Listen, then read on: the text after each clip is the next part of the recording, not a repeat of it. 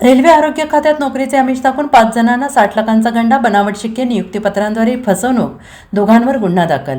Railway आणि आरोग्य खात्यात नोकरी लावून देण्याचे आमिष दाखवून बनावट शिक्के आणि कागदपत्रांच्या आधारे 5 जणांची 59,83,250 रुपयांची फसवणूक केल्याचा प्रकार बुधवारी उघडकीस आला आहे. या प्रकरणी जयकुमार बाबासाहेब नर्देकर, वय वर्ष 48, राहणार कवठेकर गल्ली, कुपवाड यांनी दिलेल्या फिर्यादीवरून कुपवाड पोलीस ठाण्यात अमोल ज्ञानोबा ढोबळे, राहणार अवधूत कॉलनी, पाण्याच्या टाकीजवळ, कुपवाड आणि बिजनदास म, राहणार कोलकाता या दोघा संशयितांवर गुन्हा दाखल करण्यात आला आहे. पोलिसांनी दिलेल्या माहितीनुसार फिर्यादी जयकुमार नर्देकर यांचा मुलगा सूरज नर्देकर याच्यासह त्याच्या ओळखीचे दत्तात्रय प्रल्हाद चोरमुले, लक्ष्मण सटवा शिंदे, एकनाथ सायरप्पा हुबाले आणि श्याम अशोक भाट यांच्या मुलांना शासकीय नोकरी मिळवून देण्याचे आमिष संशयित अमोल ढोबळे आणि बिजनदास यांनी दाखवले.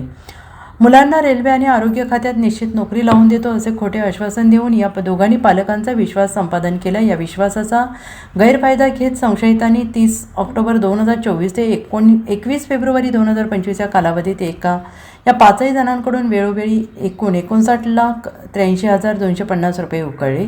पैसे घेतल्यानंतर संशय ढोबळे आणि बिजनदास यांनी मुलांना रेल्वे आणि आरोग्य खात्यात भरती केल्याचे भासवणारे बनावट शिक्के आणि खोटे दस्तावेज दिले.